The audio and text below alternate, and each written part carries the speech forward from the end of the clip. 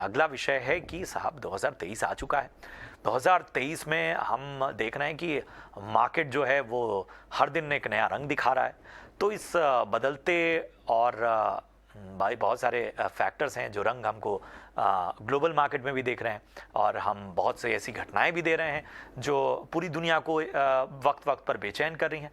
तो ऐसे में 2023 में कोई खास प्लानिंग करनी होगी क्या निवेश की? तो चलिए इसी पर चर्चा करने के लिए हमारे साथ दो बेहद खास मेहमान कीर्तन शाह साहब जुड़ चुके हैं, फाउंडर और सीईओ क्रेडेंस वेल्थ एडवाइजर से, और विश्वजीत पाराशर साहब हैं, म्यूचुअल फंड एक्सपर्ट जाने माने। आप दोनों का बहुत बहुत स्वागत, और आप दोनों को सबसे पहले हैप्पी न्यू ईयर। कीर्तन, सबसे पहले मैं आपके पास आना चाहूँगा। जैसा मैंने कहा कि 2023 है, हम देख रहे हैं कि हर दिन बाजार भी नया रंग दिखा रहा है, और एक तरह की चिंताएं, रिसेशन, मंदी, महंगाई, भारी भरकम शब्द, बहुत सारी चीज़ें हो रही हैं, और ये सेंटिमेंट की बात की जा रही है। तो ज़रा बताएं कि 2023 निवेश के लिहाज से कैसा रहने वाला है, और किन बातों पर ध्यान देना होगा और किन बेसिक्स को पकड़ के रखना होगा। करने के लिए आपको न्यू ईयर और दर्शकों को वेरी न्यू ईयर। देखिए, मुझे ऐसा लग रहा है प्रशांत जी कि आप जब भी निवेश करने की कोशिश करें और स्पेसिफिकली अगर ये आपका प्रोफेशन नहीं है, आप फुल टाइम इन्वेस्टिंग का बिजनेस नहीं करते और एक रिटेल इन्वेस्टर है, तो आपको अपने बेसिक्स को स्टिक करके रहना चाहिए। बेसिक्स क्या है? बेसिक्स ये है कि आप सबसे पहले तो अपना एक एसेट एलोकेशन बना लीजिए। तो मान लीजिए अगर आप एक अग्रेसिव इन्वेस्टर है, तो आप चाहेंगे कि ज़्यादा से ज़्यादा पैसा आपका इक्विटी में हो, 70-80%, 10, 12, 15% आपका फिक्स्ड इनकम में हो, या 5 या 10% गोल्ड में हो। तो सबसे पहले तो मुझे ऐसा लग रहा है कि किसी भी नए साल में, मान लीजिए 2023 की भी बात कर रहे हैं, ऐसा कुछ अलग नहीं हो जाने वाला है, जिससे आपको बहुत ड्रास्टिकली आपकी सिचुएशन को चेंज करने की ज़रूरत है। एज़ अ रिटेल इन्वेस्टर, क्योंकि आप इन्वेस्टिंग पे रोज़ ध्यान नहीं देते, रोज़ क्या न्यूज़ चल रही है, जिसकी वजह से क्या इम्पैक्ट होने वाला है मार्केट पे, ये आपका काम नहीं है ध्यान रखने का। तो आपको लार्जली अपना एक एसेट एलोकेशन जो बनाया हुआ है, उसे फॉलो करते रहना चाहिए। दूसरी चीज़ जो मेरे हिसाब से सॉरी, दूसरी चीज़ जो मेरे हिसाब से बहुत इम्पोर्टेंट है, प्रशांत जी, यहाँ पर ये है कि लोग जब म्यूचुअल फंड्स में एसआईपी के थ्रू निवेश करते हैं, तो फॉर्च्यूनेटली अनफॉर्च्यूनेटली जब भी वो पैसा निवेश करना शुरू करते हैं, तब इन्हें ये डेफिनिटली पता है कि एसआईपी का सबसे बड़ा एडवांटेज ये होने वाला है कि आपकी जो वॉलेटिलिटी है, मार्केट रोज़ जो ऊपर जाता है, नीचे जाता है, उसको थोड़ा-सा एक एवरेज आउट कर देता है एसआईपी। तो वॉलेटाइल समय में जब आपको ऐसा लग रहा है कि मार्केट्स गिरने वाले हैं, तो आपको एसआईपी डेफिनिटली बंद नहीं करनी है, क्योंकि यही तो रीज़न था जिसकी वजह से आपने एसआईपी शुरू की थी।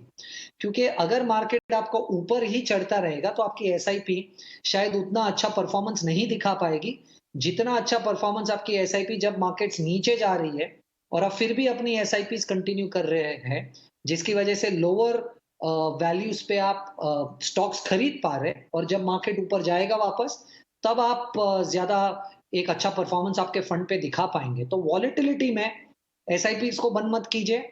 इनफैक्ट अगर आपको मार्केट 5%, 10% नीचे मिलता है और आप 5 साल, 10 साल के व्यू से पैसा निवेश कर रहे हैं, तो जितना पैसा ज़्यादा हो सके उतना पैसा निवेश कीजिए, क्योंकि शायद उसी 5%, 10% फॉल पे जो आपने खरीदा है, उस पे सबसे ज़्यादा आप शायद रिटर्न कमा पाएँगे।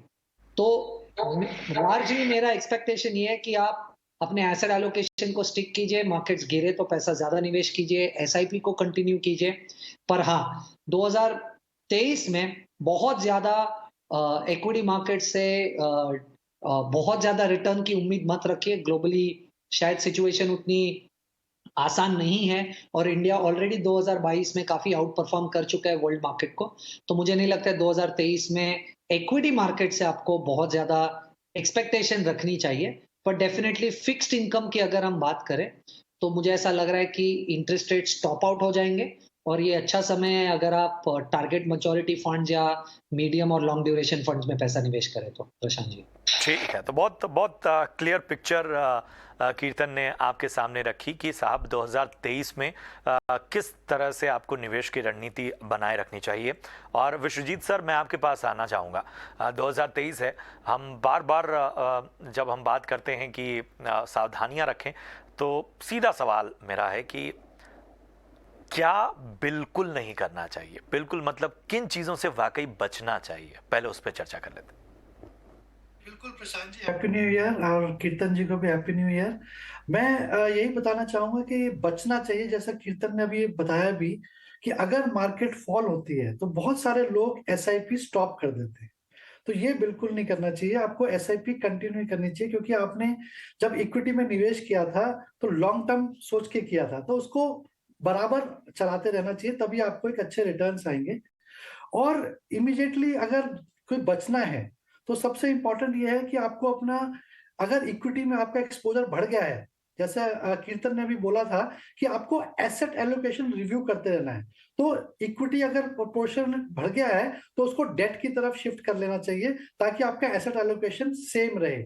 और सबसे बड़ी चीज जो है, इस जो जिससे बचना चाहिए, कि अगर आप सेव कर रहे हैं और इन्वेस्ट ही नहीं कर रहे हैं, तो निवेश जरूर करते रहना चाहिए। ये नहीं कि मार्केट से बहुत हाई एक्सपेक्टेशन नहीं है तो आप निवेश नहीं कर रहे हैं, तो आपको निवेश जरूर करना है। क्योंकि सबसे बड़ा रिस्क ये होता है कि हम मार्केट को टाइमिंग करने की कोशिश करते हैं, जो हो नहीं पाता है। तो जितना टाइम आप मार्केट में रहेंगे उतना आप अच्छा रिटर्न्स बना पाएंगे। और ज्यादातर लोगों ने रिटर्न्स जो खोए हैं वो ना निवेश करके खोए हैं, लॉस में आकर निवेश नहीं खोए हैं, मार्केट फॉल पे निवेश रिटर्न्स नहीं खोए हैं, निवेश किया ही नहीं, इसमें ज्यादा रिटर्न्स खोए हैं। तो मेरे हिसाब से सबसे इंपॉर्टेंट है कि आप अपने सेविंग का मिनिमम 30% जरूर इन्वेस्ट करें, सेव करें, और उसको इन्वेस्ट करें ऐसी एसेट क्लासेस में जहां पे आप इन्फ्लेशन को बीट करने की कोशिश करें, और उसको बैंक में पड़ा ना रहने दें। ये ना हो कि आप सेविंग बैंक अकाउंट में आपका पैसा पड़ा हुआ और आपने निवेश नहीं किया, तो वो सबसे ज्यादा नुकसानदायक है आपकी इन्वेस्टमेंट के लिए। और इसके अलावा जो सबसे इंपॉर्टेंट है कि ऐसे समय में कि आपको किससे बचना चाहिए, वो है कि आपको अपना, ऐसा नहीं कि आपने कोई प्रोटेक्शन प्लान ही नहीं लिया या इंश्योरेंस ही नहीं लिया, तो आपको जरूर अपना एडिक्वेट इंश्योरेंस प्लान लेना चाहिए, प्रोटेक्शन प्लान लेना चाहिए, जिससे कि आपको कोई भी अनसर्टेनिटी आए तो आप उससे अपना सारी लाइफ टाइम सेविंग ना गवा बैठे, और उससे आप प्रोटेक्शन से अपना मेडिक्लेम हो या लाइफ इंश्योरेंस प्लान से आप अपना उससे बचाव कर सकते हैं। प्रशांत तो जी, वित्तीय सुरक्षा के साथ साथ अपनी सुरक्षा का भी आपको ध्यान रखना है, क्योंकि सेहत का मंत्र हो, चाहे अच्छी ज़िंदगी का मंत्र, ये संतुलन जो है ये इन चीज़ों से बना रहता है। जहाँ पर आपने सेहत गंवाई या आपके साथ किसी तरह की कोई परेशानी पेश आई, तो उसका सीधा दबाव जो है वो आपके वेल्थ पे दिखना शुरू हो जाता है। तो उसके लिए भी जो प्लानिंग है वो आपको करनी चाहिए। कीर्तन, एक चीज़ मैं समझना चाहूँगा कि हाल फिलहाल जो चीज़ हमने देखी है वो ये है कि कुछ वक्त से जो फंड्स बहुत बेहतरीन कर रहे थे, वहाँ पर लोगों की अब चिंताएं थोड़ी सी निकल कर सामने आ रही हैं, जो आने वाले वक्त में जब हम दर्शकों के सवाल लेंगे तो वहाँ आपको देखने को भी मिलेंगी। और क्या 2023 वो साल है जब वाकई मतलब आमतौर पे हम ये मानते हैं कि भाई हमने म्यूचुअल फंड में निवेश किया और एक वक्त पे हमने अच्छे तरीके से जो भी प्लानिंग की एक्सपर्ट की सलाह से, लेकिन वो प्लानिंग भी कई बार रिव्यू करने की आवश्यकता पड़ जाती है। तो क्या 2023 वो साल है कि साहब रिव्यू करना चाहिए? देखिए प्रशांत जी, मुझे ऐसा लग रहा है कि अगर आप म्यूचुअल फंड्स में देखें तो फंड मैनेजर्स 3 तरह की स्ट्रैटेजीज यूज़ करते हैं। एक जिसे आप कहते हैं वैल्यू स्ट्रैटेजी, दूसरा जिसे आप कहते हैं ग्रोथ स्ट्रैटेजी, और तीसरा जो आप कहते हैं मोमेंटम स्ट्रैटेजी। देखिए ये तीनों स्ट्रैटेजीज अलग-अलग समय पे, अलग-अलग मैक्रो इकोनॉमिक सिचुएशन में अलग-अलग तरीके से चलती है। प्रॉब्लम ये होता है कि जब निवेशक पिछले 1 साल, 2 साल या 3 साल का रिटर्न देखकर उन फंड्स में निवेश करने की कोशिश करता है, तो वो टिपिकली एक तरीके की स्ट्रैटेजी का ही पोर्टफोलियो बना लेता है। जैसे एक एग्जांपल, अगर आप देखिए पिछले 1 साल में वैल्यू इन्वेस्टिंग स्ट्रैटेजी ने बहुत अच्छा किया है। तो आप देखेंगे आईसीआईसीआई जैसे फंड्स, एचडीएफसी जैसे फंड्स, इन फंड्स ने बहुत अच्छा किया क्योंकि ये एएमसीज वैल्यू स्ट्रैटेजी यूज़ करती है। तो आज अगर आप पिछले 1 साल, 2 साल का रिटर्न देखकर पैसा निवेश करने की कोशिश करेंगे, तो आपके पोर्टफोलियो में सब वैल्यू स्ट्रैटेजी वाली एएमसीज के फंड्स आ जाएँगे। जिसकी वजह से मुझे ऐसा लग रहा है कि जैसे ही इन वैल्यू स्ट्रेटजीज फंड का थोड़ा-सा जो ये रुख चेंज होगा और फिर मोमेंटम और ग्रोथ स्ट्रेटजी काम करने लगेगी, ऑटोमैटिकली आपका पूरा पोर्टफोलियो अंडर परफॉर्म होगा। तो मुझे ऐसा लग रहा है एज़ अ रिटेल इन्वेस्टर, क्योंकि आपको नहीं पता या टू अ ग्रेटर एक्सटेंट ये टाइम करना बहुत मुश्किल है कि 2023 में मान लीजिए कौन-सा एसेट क्लास चलेगा, कौन से सेक्टर्स अच्छा करेंगे वगैरह-वगैरह। पर ये चीज़ तो है कि अगर आप अपना पोर्टफोलियो जब बनाने की कोशिश कर रहे हैं, अगर एक संतुलन बनाए रखना है, तो आप वैल्यू स्ट्रैटेजी, ग्रोथ स्ट्रैटेजी और मोमेंटम स्ट्रैटेजी, अगर तीनों को आप अपने पोर्टफोलियो में ऐड कर लेंगे, तो मुझे ऐसा लग रहा है कि किसी भी एक मैक्रो इकोनॉमिक सिचुएशन में इन 3 में से कोई 1 या 2 स्ट्रैटेजी चल जाएगी जो आपके पोर्टफोलियो को बैलेंस कर देगी।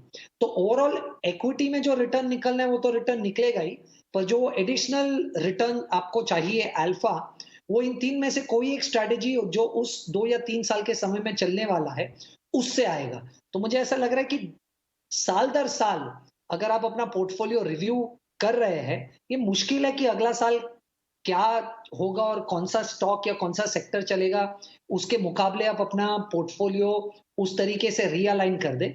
उससे बेहतर मुझे ऐसा लग रहा है कि एज़ अ रिटेल इन्वेस्टर, क्योंकि आपके पास शायद उतनी नॉलेज या उतनी समझ नहीं होगी कि ये कैसे कर सकते हैं। वैल्यू, ग्रोथ और मोमेंटम, इन तीनों को अगर आप अपने पोर्टफोलियो में ऐड कर लें, मुझे ऐसा लग रहा है कि ये जो साल दर साल अगले साल क्या चलेगा, ये चिंता मेरे हिसाब से एलिमिनेट हो जाएगी। बेहतर तरीके से आपने समझाया कि आखिर किस तरह से ये जो रिस्क वाला टाइम कहा जा रहा है और जहाँ पर एक बेचैनी बनी हुई है, वहाँ पर किन बातों का ख्याल रखना है और कैसे आपको जो निवेश है उसको एक तरह से स्ट्रक्चर करना है। पार्षद सर, एक चीज़ मैं समझना चाहूँगा कि मान लीजिए अब जब हम नए साल की बात ही कर रहे हैं, तो नए साल में ऐसे बहुत से लोग होंगे जो शायद हम अभी जब बात कर रहे हैं तब हमारी बातचीत से ये प्लानिंग कर लें कि साहब अब मुझे निवेशित हो जाना चाहिए, अब बहुत देर हो गई और अभी से मुझे निवेश करना चाहिए। तो ज़रा उनकी जानकारी के लिए बताएं कि जो फर्स्ट टाइम इन्वेस्टर है वो किस तरह से करे, किन चीज़ों का ख्याल रखे और फिलहाल मौजूदा जो माहौल है उसमें उसका किस तरह का निवेश का नज़रिया और तरीका होना चाहिए। जी बिल्कुल, जैसे अगर कोई फर्स्ट टाइम निवेश कर रहा है ऐसा मान के चलते हैं, तो मेरा ये एडवाइस रहेगा कि इस समय जो बेस्ट स्ट्रैटेजी है, वो अपनी इन्वेस्टमेंट्स को आप स्टैगर करिए। एसआईपी के थ्रू अगर आप इक्विटी में निवेश कर रहे हैं, तो एसआईपी के थ्रू आप निवेश करें। अगर आपके पास लमसम पैसा है, तो एसेट एलोकेटर जैसे फंड्स में निवेश कर सकते हैं। लेकिन एसआईपी इस वोलेटाइल समय में बेस्ट स्ट्रैटेजी रहेगी। दूसरा मेरा ये मानना है कि अगर आप पहली बार निवेश कर रहे हैं, तो आप थोड़ा-सा एसेट एलोकेशन अप्रोच लेके चलें, जैसा कि अभी बात भी हो रही थी। तो अगर आपके पास ₹100 हैं, तो कुछ पोर्शन आप इक्विटी में रखें। जैसे थंब रूल कहते हैं 100 माइनस योर एज, आप इक्विटी में निवेश करें। और डेट, जो कि एक इंटरेस्टिंग लग रहा है आज के समय में, तो अपना डेट में भी एक्सपोज़र ज़रूर इंक्रीज़ करें और 10% करीब गोल्ड में भी निवेश करें। तो ऐसे अगर एसेट एलोकेशन स्ट्रैटेजी से आप निवेश करेंगे, तो आपका एक रिटर्न अच्छा रहेगा। तीसरा मेरा ये सलाह रहेगी कि अगर आप इस समय पे स्टार्ट कर रहे हैं निवेश करना, तो ये बहुत ज़रूरी है कि आप जो भी स्कीम में निवेश कर रहे हैं, उसको अच्छे से समझें। फाइनेंशियल अवेयरनेस जो है बहुत ज़रूरी है जब आप निवेश करने जाते हैं, कि आप किस स्कीम में निवेश कर रहे हैं और अपनी इन्वेस्टमेंट्स को किसी गोल से लिंक करें।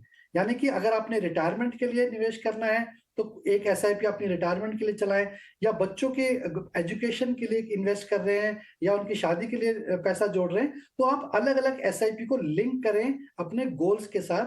तो आपको ये जान के पता लगेगा कि कोई स्कीम परफॉर्म कर रही है या नहीं परफॉर्म कर रही है, उसको आप हर साल रिव्यू कर सकते हैं। लेकिन आपने एसआईपी कंटिन्यू रखनी है, क्योंकि आपने उस गोल के साथ अपनी एसआईपी को जोड़ा हुआ है। तो लिंक अपनी इन्वेस्टमेंट को, सिप को गोल के साथ लिंक करें। ऐसा करके अगर आप अप्रोच लेके चलेंगे, तो मेरे हिसाब से एक अच्छे रिटर्न्स भी आएँगे और लंबे समय में आप इस मार्केट का, म्यूचुअल फंड्स का लाभ भी उठा पाएँगे।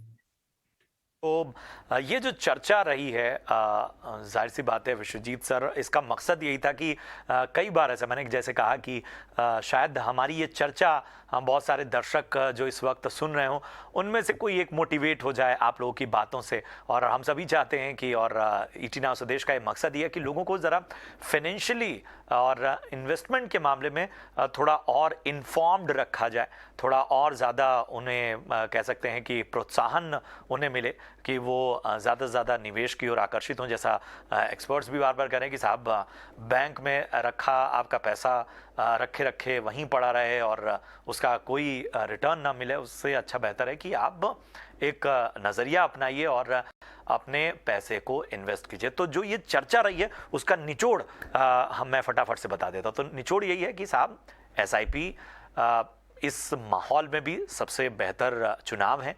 इसके अलावा अगर आप पहले से एसआईपी कर रहे हैं और बार बार अपने पोर्टफोलियो को रिव्यू कर रहे हैं तो कई बार ऐसा होगा कि मोमेंटम के हिसाब से आपको रिटर्न कम दिखे, कुछ जगह आपको स्थितियां बेहतर ना दिखें, उसके बावजूद आपको उन एसआईपीज़ को रोकना नहीं है। और रिव्यू की जहाँ तक बात है, हाँ आपका पूरा अधिकार है और आपको करना भी चाहिए कि वक्त वक्त पे अपने पोर्टफोलियो का आप रिव्यू करें। लेकिन जो भी नए निवेशक हैं उनके लिए सलाह है साहब, पहले तो आप अपना एक गोल सेट करें, एक स्मार्ट गोल सेट करें। स्मार्ट गोल सेटिंग आज के वक्त में सबसे ज़रूरी है कि आखिर आपको कितने वक्त बाद कितना पैसा चाहिए, क्यों चाहिए और किन किन मदों में आप खर्च करने वाले हैं, ये सारी चीज़ें एक प्लानिंग करिए। उसके बाद एसेट एलोकेशन कीजिए और अच्छे फंड मैनेजर से सलाह लेकर अपना इन्वेस्टमेंट कीजिए। और बाकी चीज़ें ईटी नाउ स्वदेश पर ये जो शो है इसके ज़रिए हम आपको वक्त वक्त पर और हर रोज़ इस तरह के बहुत से कॉमन जो सवाल हैं उनके जवाब तो हम देते ही रहते हैं। अपने दोनों ख़ास एक्सपर्ट से कहूँगा कि वो शो में हमारे साथ फ़िलहाल बने रहें और आगे जो है वो दर्शकों के सवालों का सिलसिला शुरू होगा। फिलहाल हम एक छोटे से ब्रेक के लिए रुकेंगे।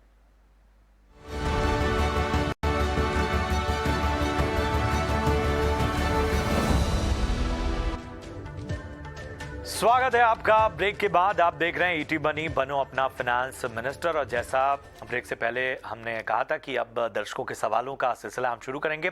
तो पहले दर्शक जो हैं वो हमारे साथ इस वक्त जुड़ चुके हैं। नाम है संजय। संजय जी का सवाल कीर्तन आपके लिए है। संजय पूछें अपना सवाल। हेलो जी जी पूछें अपना सवाल। सर, मेरे पास एसबीआई ब्लू चिप का फंड है। हेलो जी जी हाँ, एक मेरा एसेट का एक फंड है। हेलो जी जी मेरा एसेट इमरजेंसी ब्लू चिप का फंड और एचडीएफसी निफ्टी 100 का। हेलो, तो ये तीनों फंड मेरे एक साल से मेरे पास है।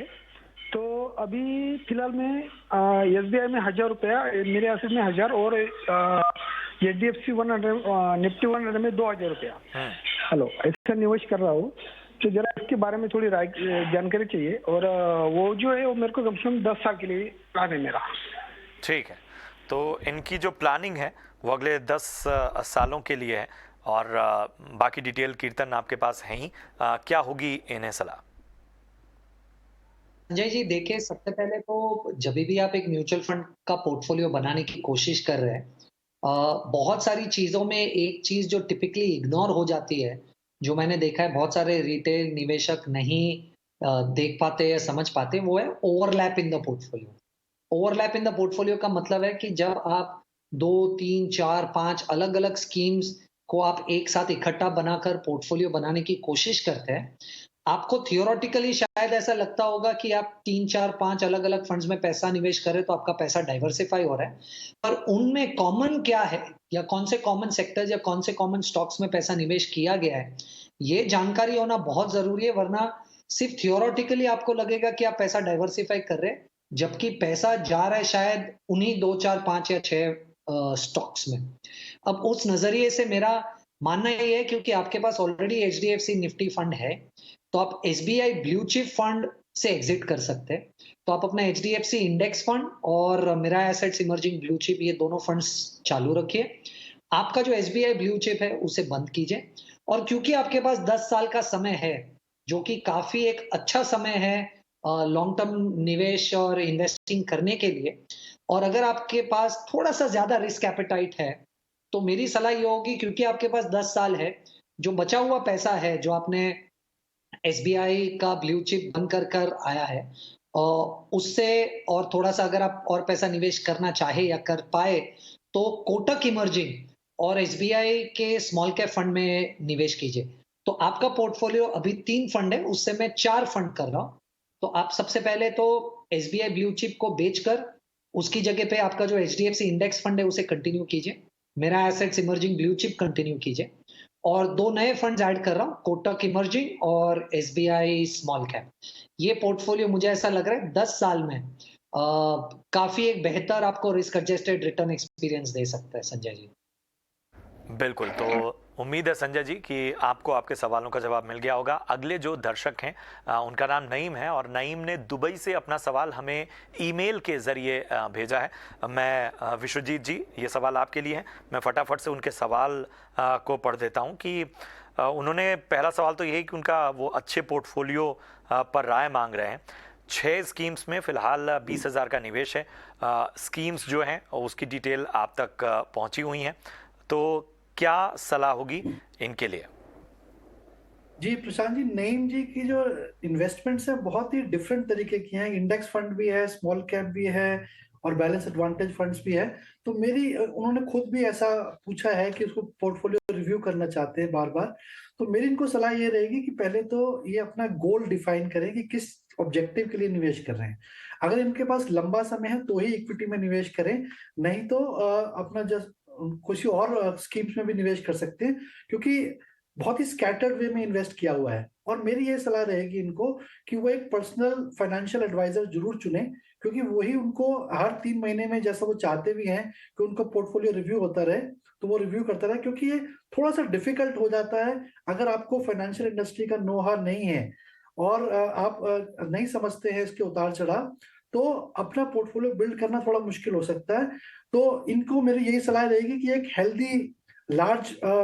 हेल्दी मिक्स ऑफ पोर्टफोलियो बनाएं, जिसमें large and mid cap fund भी हो, फोकस फंड भी हो, वैल्यू स्टाइल फंड्स भी हो और इस तरीके से स्मॉल कैप फंड्स भी हो, अगर वो लंबे समय के लिए निवेश कर रहे हैं। तो मेरी ये सलाह रहेगी कि SBI large and mid cap fund में निवेश करें, एचडीएफसी फोकस 30 फंड में करें, निप्पो इंडिया स्मॉल कैप में करें, और अगर ये बैलेंस एडवांटेज में करना ही चाहते हैं तो ICICI prudential balance advantage fund में करें। और इस तरीके से एक अच्छा डाइवर्सिफाइड पोर्टफोलियो बनाएं, ना कि अलग अलग स्कीमों में जो भी सुना उस पर निवेश कर दिया। तो एक ऑब्जेक्टिव भी रखें, लंबा समय है तभी इक्विटी में निवेश करें, नहीं तो किसी और स्कीम में निवेश करें और स्कीमों को समझें कि वो कौन सी स्कीम किस ऑब्जेक्टिव को अचीव कर रही है। तो मेरी यही सलाह रहेगी। नहीं प्रशांत जी, आपको विस्तार से सलाह मिली है और इन बातों का आपको ख्याल रखना चाहिए। अगले कॉलर की ओर बढ़ते हैं और अगले कॉलर का सवाल जो है वो कीर्तन जी आपके लिए है। नितिन नाम है, नितिन पूछें अपना सवाल। हाँ जी, तो मैं नितिन हूँ, मैं 35 साल का हूँ और मैं ऑलरेडी इन्वेस्ट कर रहा हूँ म्यूचुअल फंड्स में for last 5 years and I have accumulated around 8.5 lakhs mutual funds में। और मैं अभी करेंटली 4 फंड्स में इन्वेस्ट कर रहा हूँ, Canada Robeco, blue chip and PGIM mid cap opportunity, small cap fund of Axis and IDFC Nifty 50 index fund and UTI Next 50. I want a 4 crore corpus for my retirement. इसके अलावा मैं अपने EPF में भी invest करता हूँ through my company and also in SGB gold bonds. So मैं पूछना चाहता था, ये जो मेरा फंड, ये म्यूचुअल फंड में पोर्टफोलियो है, इज इट फाइन और do I need to make any changes? मेरे ख्याल से नितिन जो है बड़े अवेयर निवेशक नज़र आ रहे हैं और बहुत ही बेहतर तरीके से उन्होंने प्लानिंग भी की है। गोल बहुत क्लियर है उनका। और कीर्तन, आपकी क्या राय होगी इन पे? तो कॉन्ग्रेचुलेशंस, बहुत क्लियरली और कैटेगोरिकली आपने ये क्वेश्चन भेजा है, जिसकी वजह से मुझे जब मैं इस पे काम कर रहा था इतनी आसानी हुई आपको बताने के लिए कि आपकी जितनी भी रिक्वायरमेंट है इन टर्म्स ऑफ रिटायरमेंट, वो पूरी सिर्फ आपके म्यूचुअल फंड पोर्टफोलियो से हो जाएगी। तो आज का आपका जो 8.5 लाख रुपए का कॉर्पस अक्यूमुलेटेड है और आप जो एसआईपी कर रहे हैं 25,000 रुपए की हर महीना, अगर इसे मैं अज्यूम करूँ कि आप 60 साल तक काम करेंगे, तो अगले 25 साल में आपकी जो 4 करोड़ रुपए की रिक्वायरमेंट है, उससे काफ़ी ज़्यादा पैसा हो जाएगा। आपके पास 12% पे अगर मैं कैलकुलेट करूँ, तो आपके पास 5 करोड़ 10 लाख रुपए हो जाएँगे। आज के एक्यूमुलेटेड मनी से और आप जो 25,000 रुपए की हर महीना एसआईपी कर रहे हो। तो सिर्फ़ आपके म्यूचुअल फंड पोर्टफोलियो से आपका जो रिटायरमेंट गोल है would be taken care of. उसके ऊपर जो आप एसजीबी में पैसा निवेश कर रहे हैं, ईपीएफ के थ्रू पैसा निवेश कर रहे हैं, एनपीएस के थ्रू पैसा निवेश कर रहे हैं, जैसे आपने अपने सवाल में लिखा था, ये सब बोनस है और इसे आप अलग-अलग चीज़ों के लिए और गोल्स के लिए आगे जाकर यूज़ कर सकते हो। जब बात रही आपके पोर्टफोलियो की, देखिए पोर्टफोलियो भी मुझे ऐसा लग रहा है कि बहुत अच्छी तरीके से आपने डाइवर्सिफ़ाई किया हुआ है। आपके पास एक स्मॉल कैप भी है, आपके पास मिड कैप भी है, आपके पास नेक्स्ट 50 वाला फंड भी है। तो आपका पोर्टफोलियो कंपोजिशन बड़ा अच्छा है मेरे हिसाब से। आप 2 चेंजेस कर सकते हैं अगर if I may suggest you. सबसे पहले तो क्योंकि आपके पास लार्ज कैप में ऑलरेडी आईडीएफसी का निफ्टी इंडेक्स फंड है, तो मुझे ऐसा लग रहा है कि आप अपना जो कैनरा रोबेको वाला फंड है, उसे आप शायद बंद कर सकते हैं और क्योंकि ऑलरेडी आपके पास आईडीएफसी वाला निफ्टी 50 वाला फंड है। दोनों के परफॉर्मेंस में आपको बहुत ज़्यादा अंतर नहीं दिखेगा। दोनों लार्ज कैप की जो आपकी रिक्वायरमेंट है, वो संभाल रहे हैं। जो आपके पास पैसा बचेगा कैनरा से बाहर निकल कर, उसे आप थोड़ा-सा एक ज्योग्राफिकल डाइवर्सिफिकेशन एंगल भी दे पाए तो अच्छा होगा। क्योंकि मुझे ऐसा लग रहा है आपके पास मार्केट कैप डाइवर्सिफिकेशन तो है लार्ज, मिड, स्मॉल। थोड़ा-सा एक ज्योग्राफिकल डाइवर्सिफिकेशन ऐड कर लेंगे तो शायद आप एक अच्छा काम कर पाएँगे। और क्योंकि मैंने आपको कहा कि कैनरा रोबेको बंद कर दीजिए। कैनरा रोबेको आपके पोर्टफोलियो में वैल्यू इन्वेस्टिंग का लार्जली रोल प्ले कर रहा था क्योंकि बाकी के बचे हुए सब फंड्स आपके मिड और स्मॉल वाले सब ग्रोथ इन्वेस्टिंग करते हैं। तो geographical diversification, value investing in दोनों थीम्स को ध्यान में रखकर मुझे ऐसा लग रहा है कि आपका जो कैनरा वाला पैसा था, वो शायद अगर आप पीपीएफएस, फ्लेक्सी कैप में लगाते तो आपका पोर्टफोलियो काफ़ी बैलेंस हो जाएगा। बिल्कुल। तो नितिन, उम्मीद है कि आपको आपके सवालों का जवाब मिल गया होगा और बहुत-बहुत बधाई आपको कि इतना अवेयर हैं आप और इतने स्ट्रक्चर आपने जो अपने इन्वेस्टमेंट का बनाया है, उससे हमारे जो एक्सपर्ट हैं वो भी काफ़ी प्रभावित हुए हैं। चलिए, अगले जो कॉलर हैं उनकी ओर बढ़ते हैं। एसके दास इनका नाम है। एसके दास साहब का सवाल जो है वो विश्वजीत जी आपके लिए है। एसके दास साहब, पूछें अपना सवाल। नमस्कार जी। जी, पूछें। नमस्ते सर, आपके पास पूरा डिटेल्स मैं भेजा था। जी जी। तो मेरा जितना भी हो गया सब, मैं तो अभी जानकार ज्यादा नहीं था, लेकिन मैंने एसबीआई बैंक के थ्रू रेगुलर प्लान में पूरा इन्वेस्ट कर दिया जितना एसआईपी 52,000 एसबीआई ब्लू चिप 3 साल से पहले मैं चल रहा था और कुछ लॉम सम भी किया है मैंने।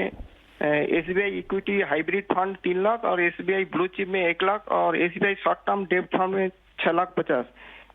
इसको सब रेगुलर प्लान में, इनको डायरेक्ट प्लान में कैसे, इनका 3 साल हो चुके हैं।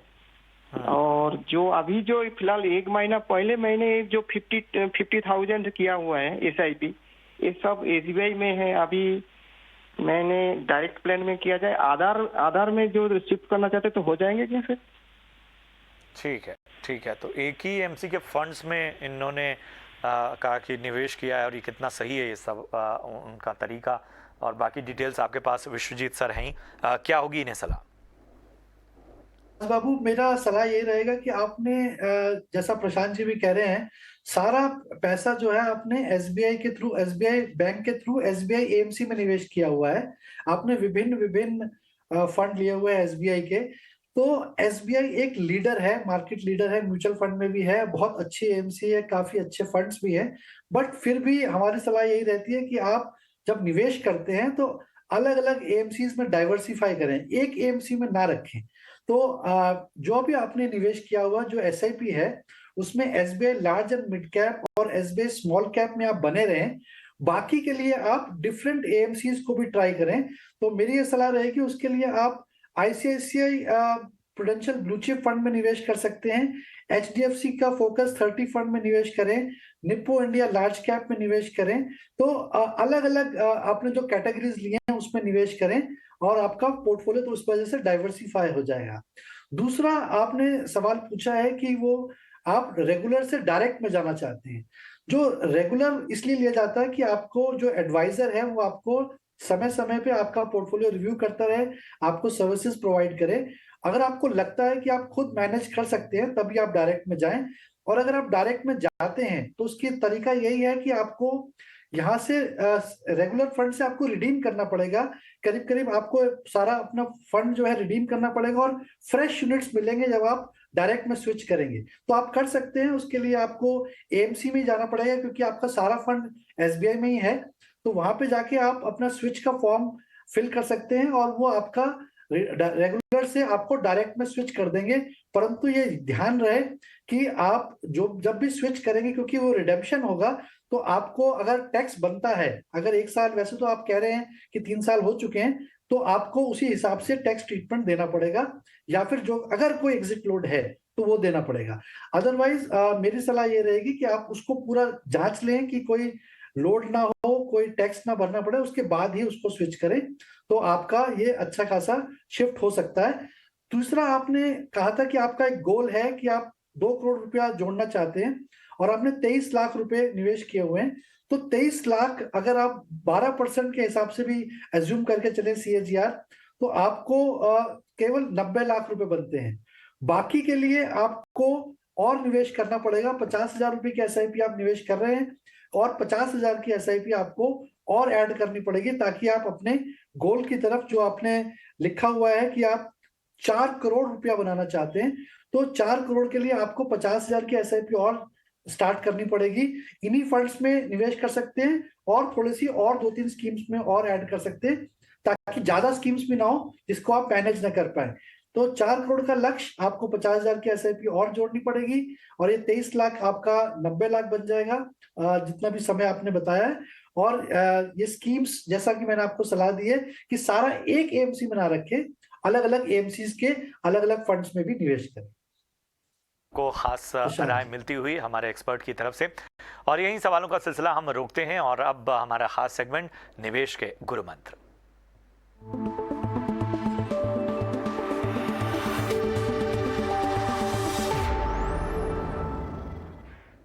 तो सबसे पहले कीर्तन, आपका रुख करेंगे। बताएं आपके निवेश के गुरु मंत्र आज क्या है? मेरा गुरु मंत्र थोड़ा सा ऑलरेडी इस शो पे विश्वजीत जी ने डिस्कस कर लिया है, but I am so happy कि हमारी थॉट प्रोसेस काफी अलाइंड है।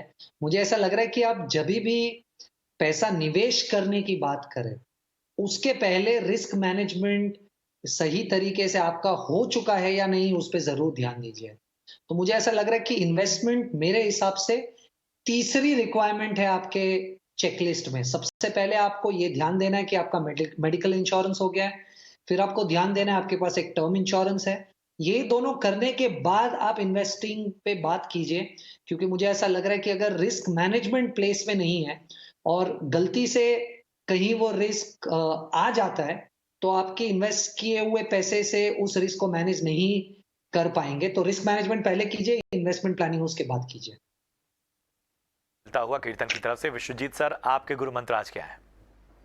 बिल्कुल, मेरे भी विचार बिल्कुल कीर्तन जी से मिलते हैं। जैसा कि उन्होंने स्टार्ट किया था शो, मेरा गुरु मंत्र यही है कि ऐसी मार्केट सिनेरियो में आप अपना एसेट एलोकेशन जरूर देखते रहें, रिव्यू करते रहें, क्योंकि 90% सक्सेस आपके पोर्टफोलियो का डिपेंड करता है राइट एसेट एलोकेशन में। तो किस एसेट क्लास में कितना निवेश करना है, वो ज्यादा जरूरी है। स्कीम ऊपर नीचे हो सकती है, उससे ज्यादा फर्क नहीं पड़ता अगर आप लंबे समय के लिए निवेश कर रहे हैं। तो अपना एसेट एलोकेशन समय समय पर चेक करते रहें, और ऐसे वोलेटाइल समय में जरूर चेक करें, रखना है, और इस गुरु मंत्र को आपको गांठ बांध लेनी है। बहुत बहुत शुक्रिया करेंगे विश्वजीत सर, इसके साथ ही कीर्तन, आप दोनों का इस शो में जुड़ने के लिए, और खास विश्लेषण के साथ ही दर्शकों के सवालों पर भरोसेमंद सलाह देने के लिए। फिलहाल ईटी मनी बनो अपना फाइनेंस मिनिस्टर में मुझे और मेरी पूरी टीम को दीजिए इजाजत। आप देखते रहिए ईटी नाउ स्वदेश। नमस्कार।